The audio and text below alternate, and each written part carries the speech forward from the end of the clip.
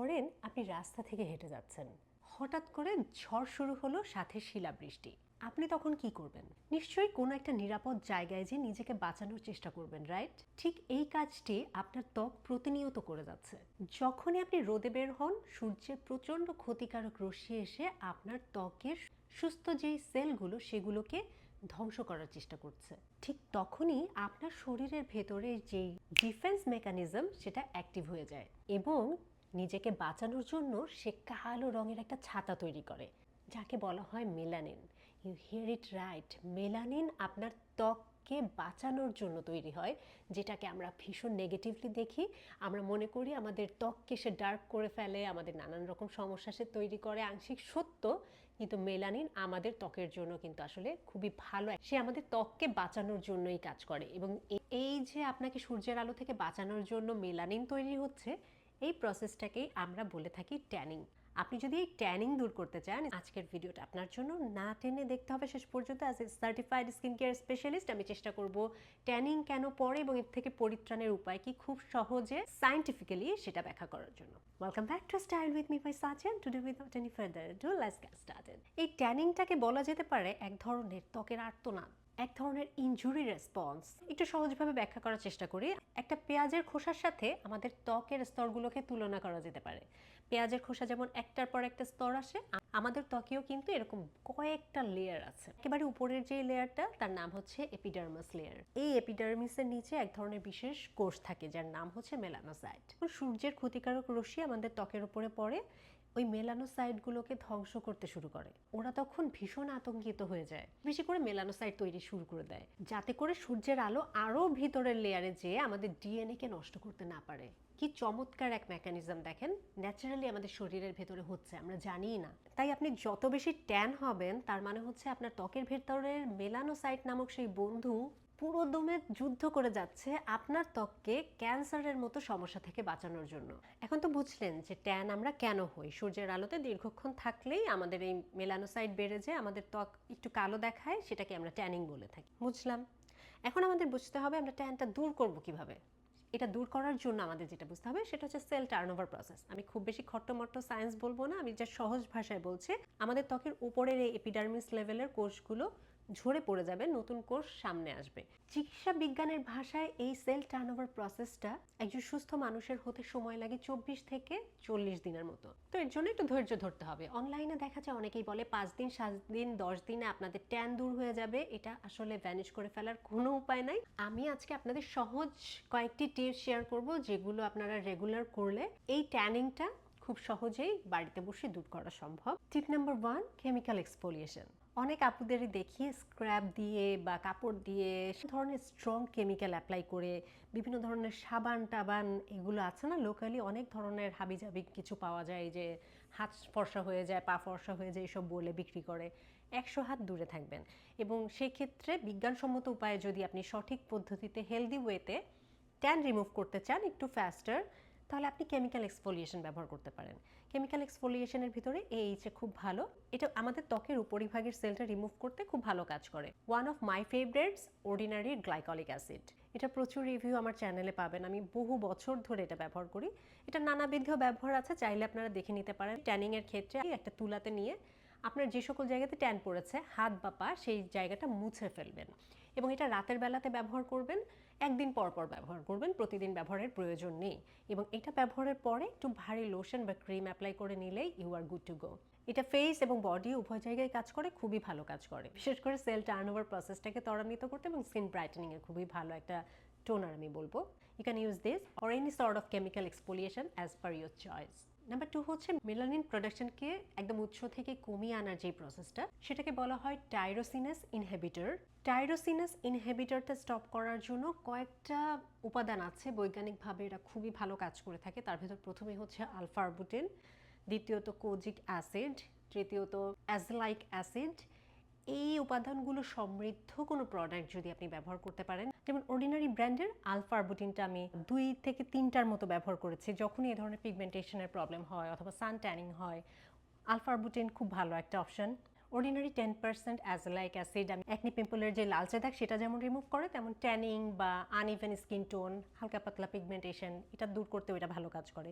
এবং মজার ব্যাপার হচ্ছে দুটো আপনি একসাথেও ব্যবহার করতে পারবেন, বাট প্রপার একটা স্কিন কেয়ার রুটিনে এটা ইনকর্পোরেট করতে হয়। অনেকে প্রশ্ন করেন এগুলো মেস্তা কমাবে কিনা। মেস্তা কোনো স্কিন কেয়ার প্রোডাক্টে যায় না। অনেক পেজে দেখবেন আমার এআই ছবি ব্যবহার করে এই দুটো প্রোডাক্ট হাতে ধরিয়ে সেখানে বিজ্ঞাপন দেওয়া হচ্ছে যে মেস্তা দূর করবে। মেস্তা কখনোই এই দুটো প্রোডাক্ট দূর করবে না, এটা মিথ্যা কথা। আমার ছবি মিথ্যা প্রচারের জন্য ব্যবহৃত হচ্ছে, stay away from them. Number 3, এতক্ষণ আমি কি বললাম?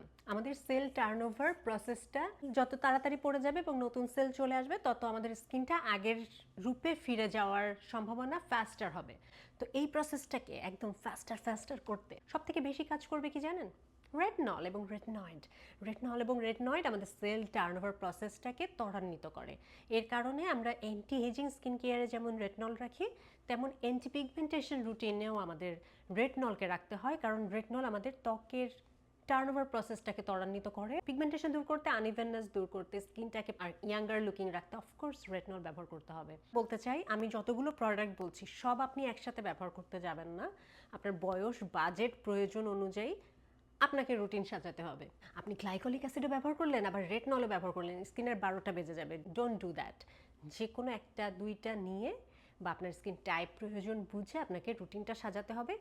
এই উপাদানগুলো অ্যাকচুয়ালি আপনার ত্বকের এই যে দাগছোপ, আনইভেননেস এবং ট্যানিং দূর করতে সাহায্য করে। কোনটা আপনি নেবেন, কোনটা আপনার প্রয়োজন, এটা আপনাকে সিলেক্ট করতে হবে। ক্লিয়ার? টিপ নাম্বার 4 হচ্ছে ভাইটামিন সি। ভাইটামিন সি আমাদের খুবই ভালো একটা অ্যান্টিঅক্সিডেন্ট, ভীষণ ভালো আপনার ত্বকের প্রোটেক্টিভ লেয়ারকে সাপোর্ট করতে খুবই ভালো কাজ করে। সূর্যের আলোর যে ক্ষতিকারক রশ্মি আমাদের ফ্রি র্যাডিক্যাল ড্যামেজটা করে, যার দরুন আমাদের সুস্থ ভালো কোষগুলো নষ্ট হয়ে যায়, আমাদের সেল টার্নওভার প্রসেসটা ব্যাহত হয়, আমাদের এজিং চলে আসে, সেগুলো প্রতিহত করতে ভাইটামিন সি খুবই ভালো কাজ করে। বাট ভাইটামিন সি সবার ত্বকে কিন্তু স্যুট করে না। যাদের অ্যাকনি পিম্পল আছে তাদের কিন্তু ভাইটামিন সি দিলে খুব সমস্যা হবে। আবার অনেকের স্কিন খুব ড্যামেজড, হোয়াইটেনিং ক্রিম ট্রিম দিয়ে বা অনেক ধরনের অপ্রয়োজনীয় জিনিসপত্র দিয়ে ত্বকের 12টা বেজে গেছে। সেই ধরনের ত্বকে কিন্তু কোনো ধরনের গ্লাইকলিক অ্যাসিড বলেন, অ্যাজোলাইক অ্যাসিড বলেন, ভাইটামিন সি বলেন, এগুলো কিন্তু একদমই ভুলেও দিবেন না। এতে খুব জ্বালা পোড়া হবে, ত্বক আরও বেশি ইনফ্ল্যামেশন হবে, সেন্সিটাইজড হবে। Don't do that. কিন্তু যাদের স্কিন নর্মাল, অ্যাকনি পিম্পলের সমস্যা নাই, কিন্তু ট্যানিং হয়ে গেছে বা আপনি চাচ্ছেন একটা অ্যান্টি এজিং স্কিন কেয়ার রুটিনের ভিতরে স্কিনটাকে ব্রাইট করার জন্য মর্নিং কোনো serum, go for vitamin C. It really works. এখন বলবো সব থেকে ইম্পর্ট্যান্ট কথা, সেটা হচ্ছে এই সব কিছু আপনি করলেন কিন্তু সানস্ক্রিন অ্যাপ্লাই করলেন না, আপনার কিচ্ছু হবে না। মানে স্কিন কোনো বেনিফিট পাবে না। আপনার স্কিনের সব বেনিফিট রক্ষা করার জন্য সানস্ক্রিন অ্যাপ্লাই করতে হবে। আমি যে 4টি উপাদানের কথা বললাম বা 4টি স্টেপের কথা বললাম, এগুলো যদি আপনি নাও করেন, আপনার 2 মাস 3 মাস পরে আপনার ন্যাচারাল স্কিন চলে আসবে, টোনটা চলে আসবে। কিন্তু সানস্ক্রিন যদি আপনি অ্যাপ্লাই না করেন, আপনার যে মেলানোসাইট সেগুলো কি করবে? রোদের আলো আসার সাথে আরও বেশি করে বৃদ্ধি পাবে। আপনার ত্বকে যদি পুরনো কোনো দাগছোপ থাকে, আনইভেননেস থাকে বা কোনো ধরনের ট্যানিং থাকে, সেগুলোকে আরও বাড়িয়ে দিবে। তো আমরা ভালো করতে না পারি, অ্যাটলিস্ট যেন খারাপ না করি, এই জন্য সানস্ক্রিনটা অ্যাপ্লাই করতেই হবে আপু। অনেকের মনে হয়তো কনফিউশন আসতে পারে যে 4-5টা উপাদানের কথা তো আপু বললো, আমি কোনটা ব্যবহার করব। আমি আরও একটু সহজ করে আপনাদেরকে কিছু হিন্ট দিয়ে যাই, তারপরেও বিচার বিশ্লেষণের দায়িত্ব আপনাদের। প্রথমত, আপনার স্কিনে যদি অ্যাকনি পিম্পলের সমস্যা না থাকে, সেন্সিটিভিটি না থাকে এবং আপনি ট্যান রিমুভ করতে চাচ্ছেন, তাহলে আমি বলবো দিনের বেলাতে আপনি হয় আলফা আরবুটিন, অ্যাজোলাইক অ্যাসিড ব্যবহার করতে পারেন, অথবা আপনি ভাইটামিন সি ব্যবহার করতে পারেন। আর আপনার অ্যাকনি পিম্পলের সমস্যা যদি থাকে, আপনি অ্যাজোলাইক অ্যাসিড অনলি। এবং এগুলো সবই যদি আপনি প্রথমবারের মতো ব্যবহার করেন, আমি বলবো সপ্তাহে 3 দিন দিয়ে শুরু করেন, তারপর আস্তে আপনি 4 দিন 5 দিন ব্যবহার করতে পারেন। রাতের বেলাতে চেষ্টা করবেন আপনি সপ্তাহে 2-3 দিন আলফা আরবুটিন, অ্যাজোলাইক অ্যাসিড অ্যাপ্লাই করতে পারেন যদি আপনার ত্বকে স্যুট হয়, আপনি যদি অ্যাডভান্সড লেভেলের স্কিন কেয়ার করে অভ্যস্ত হন তাহলে। আর যদি না হয় তাহলে আমি বলবো সপ্তাহে 1 দিন 2 দিন অ্যাজোলাইক অ্যাসিড ব্যবহার করতে পারেন, অথবা অ্যাজোলাইক অ্যাসিডের অল্টারনেটে আপনি গ্লাইকলিক অ্যাসিড ব্যবহার করতে পারেন সপ্তাহে 2 দিন। সপ্তাহে 3 দিন আপনি রেটনল দিতে পারেন এবং 2 দিন আপনি ত্বকে রেস্ট দিবেন। এইভাবে মোটামুটি যদি আপনি একটু স্কিন কেয়ার রুটিনটা সাজিয়ে গুছিয়ে বুঝে শুনে করতে পারেন, আপনার ত্বক, বয়স, পরিবেশ সব কিছু অনুযায়ী, আই হোপ আপনাদের স্কিনের ট্যানিং তো রিমুভ হবেই, ব্রাইটনেস বাড়বে, অ্যান্টি এজিং ইফেক্ট আসবে এবং লং রান স্কিন ভালো থাকবে। এগুলো সবার যে সব করতে হবে নট নেসেসারি, বাট যারা করতে চান বাট বুঝতে পারছেন না তাদের জন্যই আমার এই টিপস। আশা করি আজকের ভিডিওটা সবার কাজে আসবে। এই ভিডিও রিলেটেড কোনো কোয়েরি থাকলে আমার কমেন্ট সেকশনে লিখে জানাতে ভুলবেন না। That's all for today. See on my next video. Till then stay fine, stay safe and spread the awareness. Thanks for watching. Take care. Good by.